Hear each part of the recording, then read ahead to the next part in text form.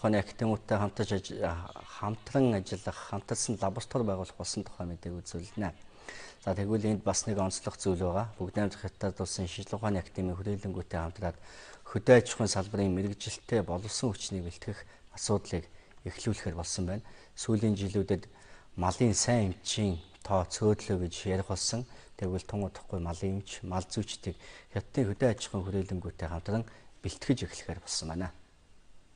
Хятад улсын шинжилгээ ухааны академийн хувьд бол за хөдөө аж ахуйн салбараа онцлох юм бол 20 гаруй мянган одоо мэрэгжилтэнтэй 7 мянга орчим нь бол яг тэтгэвртэй гарсан одоо туршлагатай ийм эрдэмтэн судлаачид байдаг. За 5 мянга орчим нь бол мастер, за харин 10 мянга нь бол яг идэвхтэй судалгаа хийдэг эрдэм шинжилгээний ажилтнууд байдгаа гэсэн ийм ариун туршлагатай. За харин манай Монгол улсын хувьд бол нийт хөдөө аж ахуйн салбарт ажиллаж байгаа судлаачид, мал зүйч, малын эмч нарын хувьд бол 60 гаруй хувь нь бол 50-аас дээш настай ийм өндөр настай. За ер нь тийм учраас ер нь залуу халааг бэлдэх ёстой гэсэн ийм шаардлага үүсэж байгаа учраас хамтран ажиллах, мэрэгжилтэй боловсон хүчийг бэлдэх тал дээр хамгийн түрүүнд хамтарч ажиллахаар ийхүү болж байгаамаа.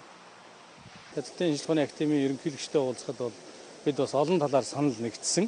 Шинжилгээ ухааны салбарын ажилтнуудыг, эрдэмтдийг хамтын ажиллагааг дэвшлүүлэх, манай салбарт ажиллаж байгаа энэ лабораторид ажиллаж байгаа, манай мал аж ахуйн салбарт ажиллаж байгаа бусад бүхэл мэрэгчлэнүүдийн мэрэгжлийг дэвшлүүлэх, урт богино хугацааны сургалтанд хамтарч сургалтанд сургах, за мөн одоо газар дээр нь практик дадлага хийлгэх, үзүүлэх, орчин үеийн шинэ технологийн тоног хөрөмжүүдтэй бас танилцуулах чиглэлд хамтарч ажиллах зайлшгүй шаардлага байгаа.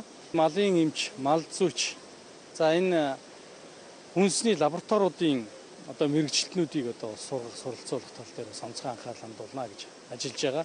За Монгол улсад бол үндэсний аюулгүй байдлын асуудал бас нэлээд хүндрэл бэрхшээл дагуулж байгаа учраас энэ лабораториудын үйл ажиллагааг сайжруулах, лабораторид ажиллаж байгаа болсон хүчний хавар чадварыг дэвшлэх чиглэлд бол бид бас онцгой анхаарал хандуулж ажиллана гэж бодож байна. За яг өнөөдрийн байдлаар бүгд найрамдах Хятад улсын хөдөө аж ахуйн шинжилгээ ухааны академийн хүрээлэнгүүдэд 3 монгол профессор ажиллаж туршлага судлаж байгаа юм байна. Цаашдаа дээрх яриа хэлэлцээний дагуу урт богино хугацааны сургалтуудын тоог нэмэхээр ийхүү тохиролцсон юм а.